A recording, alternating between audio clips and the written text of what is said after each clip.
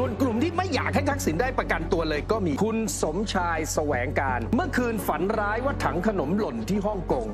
ทีมปรึกษาอธิบดีสั่งอนุญาตได้ประกันดร.อานนท์ศักดิ์วรวิทย์ก็บอกว่ามีมิจฉาชีพโทรเข้ามาอ้างว่ามาจาก TikTok ชวนมีรายได้พิเศษไม่ต้องการและรายได้พิเศษเพราะทุกวันนี้มีกินฟรีมีเกียรติมีคนอยากเลี้ยงข้าวเยอะมากแทบทุกคนเลี้ยงข้าวแล้วยังให้ถุงขนม 2,000 ล้านหิ้วกลับบ้านอีกด้วยไม่สนใจทำงานกินขนมในถุง 2,000 ล้านชาตินี้ก็กินไม่หมดแล้วนี่ก็เป็น3กลุ่ม3ความต้องการที่เกิดขึ้นจากกรณีของนายทักษิณชินวัตรส่วนกลุ่มที่ไม่อยากให้ทักษิณได้ประกันตัวเลยก็มีเช่นกันนะครับคุณสมชายแสวงการมีความเคลื่อนไหวโพสต์ข้อความผ่าน Facebook ชื่อสมชายแสวงการบอกว่าเมื่อคืนฝันร้ายว่าถังขนมหล่นที่ฮ่องกงทีมปรึกษาอธิบดีสั่งอนุญาตได้ประกันอันนี้ก็ถือว่าเขาก็เป็นทีมที่ไม่อยากให้ได้ประกันกันแล้วกันส่วนอีกหนึ่งเรื่องราวที่ลือกันหนักมากเกี่ยวกับถุงขนมไม่ใช่2 ล้านแล้วนะครับเป็น 2,000 ล้านเนี่ยอีกคนก็มาแสดงความคิดเห็นในเชิงที่ไม่อยากให้ทักษิณได้ประกันตัวเช่นกันนั่นก็คือดร.อานนท์ศักดิ์วรวิทย์ก็โพสต์ข้อความผ่าน Facebook เช่นกันบอกว่ามีมิจฉาชีพโทรเข้ามาอ้างว่ามาจาก TikTok ชวนมีรายได้พิเศษดร.อานนท์เลยบอกตอบไปเลยอะไรTikTok คืออะไรไม่รู้จักไม่เคยเล่นไม่ต้องการและรายได้พิเศษเพราะทุกวันนี้มีกินฟรีมีเกียรติมีคนอยากเลี้ยงข้าวเยอะมากแทบทุกคนเลี้ยงข้าวแล้วยังให้ถุงขนม 2,000 ล้านหิ้วกลับบ้านอีกด้วยไม่สนใจทำงานไม่สนใจหารายได้พิเศษกินขนมในถุง 2,000 ล้านชาตินี้ก็กินไม่หมดแล้วแล้วบอกว่ากำลังจะพูดต่อไอ้มิจฉาชีพที่ชวนเล่น TikTok วางสายเลยเพราะไม่คิดว่าจะเจออภิมหาชีพมิจฉาชีพผู้ยังชีพโดยชอบด้วยถุงขนม 2,000 ล้านมีถุงขนม 2,000 ล้านที่มีคนเพิ่งหิ้วมาฝากจากฮ่องกงป่านชนี้ไอ้ call center นั่นแหละมันคงงงว่ากูโทรหาคนดีๆหรือคนบ้าแต่เช้าอาจารย์อานนท์บอกแต่ปลายสายที่คุยเนี่ยอานนท์นะไม่ใช่มิจฉาชีพที่ไหนแค่ระบายอารมณ์นะฮะนี่ก็เป็น3กลุ่ม3ความต้องการที่เกิดขึ้นจากกรณีของนายทักษิณชินวัตรแต่วันนี้นอกจากที่หลายคนจะติดตามแล้วก็จับตามองเรื่องของคดีสำคัญทางการเมืองแล้วเนี่ยการประชุมครม.วันนี้ก็มีหลายวาระนะคะที่หลายคนก็รอดูว่ามันจะไปเกี่ยวข้องกับเรื่องของปากท้องพี่น้องประชาชนหรือไม่เพราะว่าข่าวที่ออกมาเนี่ยดูเหมือนว่าจะพุ่งเป้าไปเรื่องของการแก้ไขหรือว่าการพิจารณาพรบประชามติซะมากกว่าโดยคุณภูมิธรรมเวชยชัยนะคะซึ่งเป็นประธานในกรรมการในการพิจารณาศึกษาแนวทางในการทำประชามติในการแก้ปัญหาที่มันเห็นแตกต่างกันเรื่องของกฎหมายรัฐธรรมนูญเนี่ยแล้วก็มองว่าวันนี้เดี๋ยวจะต้องมีการพูดคุยกันจะเป็นการบรรจุร่างพรบว่าด้วยการออกเสียงประชามติ4ร่างก็คือร่างจากพรรคก้าวไกล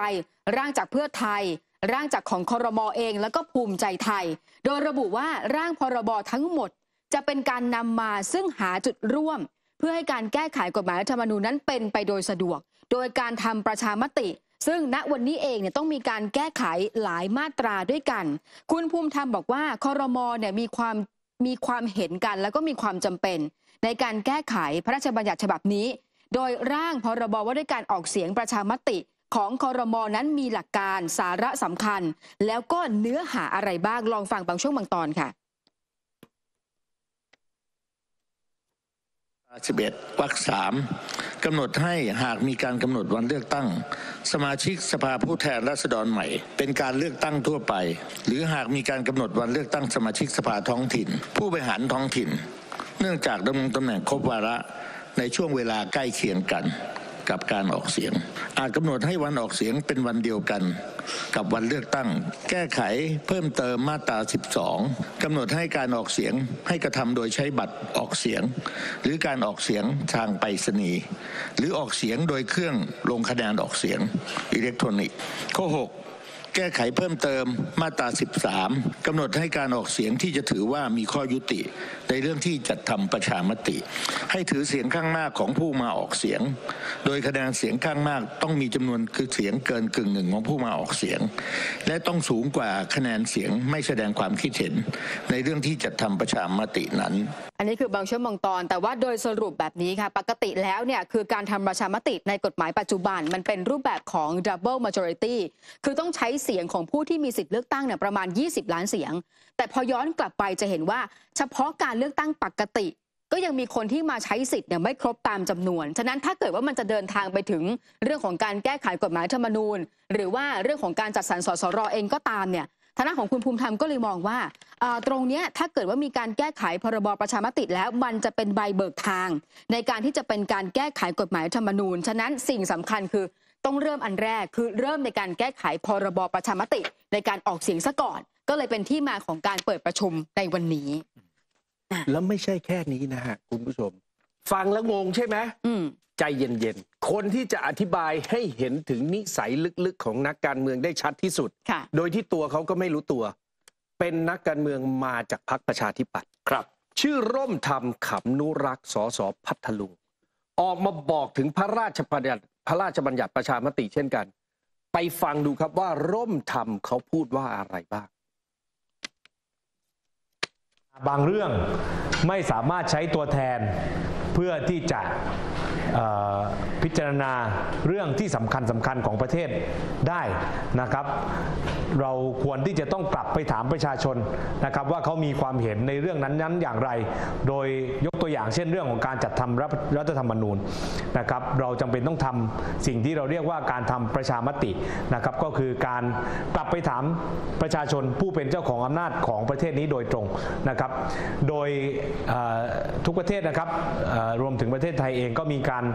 ทำประชามติมาในที่ผ่านมานะครับโดย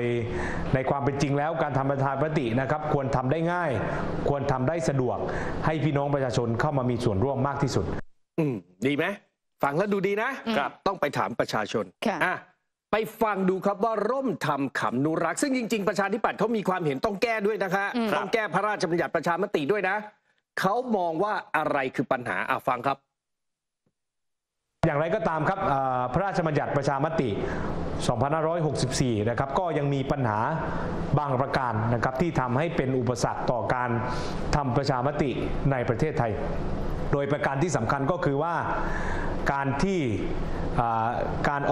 ออกเสียงประชามติจะเป็นผลมีข้อยุติได้เนี่ยนะครับต้องผ่านด่าน2ด่านด้วยกันด่านแรกก็คือว่าต้องมีคนออกมาใช้สิทธิ์เกินครึ่งหนึ่งของผู้มีสิทธิ์เลือกตั้งนะครับนั่นหมายความว่าด่านแรกก็คือต้องมีคนออกมาใช้สิทธิ์เนี่ยมากกว่า26ล้านคนถึงจะไม่เป็นผลในด่านแรกด่านที่2ก็คือว่าจะมีข้อยุติของผลการออกเสียงประชามติได้นะครับก็คือว่าผู้มาใช้สิทธิ์เนี่ยต้องมีเสียงไปข้างใดข้างหนึ่งเกินครึ่งหนึ่งของผู้มาใช้สิทธิ์ต้องผ่าน2ด่านนี้เท่านั้นถึงจะทำให้การออกเสียงประชามติเป็นผลได้นะครับนี่เป็นส่วนที่จะเป็นอุปสรรคของการทำประชามติในประเทศไทยนะครับแล้วก็ประเด็นอื่นๆก็คือการทำประชามติแต่ละครั้งเนี่ยมีคุณผู้ชมฟังแล้วนะพรรคการเมืองคือไม่ต้องไปว่าแต่พรรคประชาธิปัตย์นะครับเดี๋ยววันนี้เราก็จะเห็นว่าใครยกบ้างแต่ผมเชื่อว่าทุกพรรคยกมันเริ่มมาจากพรรคเพื่อไทยก่อนก้าวไกลก็อยากแก้ลักษณะนี้เหมือนกันทุกคนครับร่มธรรมมองว่าต้องกลับไปถามประชาชนปัญหาคือจำนวนของการยุติที่ประชามติของเดิมเรามีผู้ออกเสียงสมมุติทั้งประเทศเลย50ล้านครับประชามติจะสมบูรณ์ได้ต้องผ่าน2ด่านคือ1ต้องมีคนมาออกเสียงประชามติเกินกว่าครึ่งหนึ่งของ50ล้านแปลว่าคุณจะต้องมา25ล้าน1คนก็ได้สมมุติ50ล้านกลมๆตีว่า26ล้านและ2ประชามตินั้นจะมีผลสมบูรณ์ได้ต้องมีเสียงเห็นด้วยเกินกว่าครึ่งหนึ่งของผู้ที่มาออกเสียงนี่ครับคือคุณจะต้องได้เกิน12ล้าน5แสนพี่สถาพรเคยบอกว่านี่แหละถูกต้องนี่แหละคือสิ่งที่เรียกว่าประชามติเพราะประชามติมันต้องมาจากทั้งหมดใช่ครับคือเสียงส่วนใหญ่เสียงส่วนใหญ่ทีนี้ดูว่าพอเขามองว่าเป็นปัญหาเขาจะแก้ยังไงฟังครับต้องผ่าน2ด่านการพิจารณาร่างพระราชบัญญัติประชามติฉบับที่พศก็คือเป็นการแก้ไขเพิ่มเติมนะครับโดยเสนอโดยทั้งครม.แล้วก็ทางพรรคการเมืองนะครับมี 2-3 ประเด็นหลักๆนะครับที่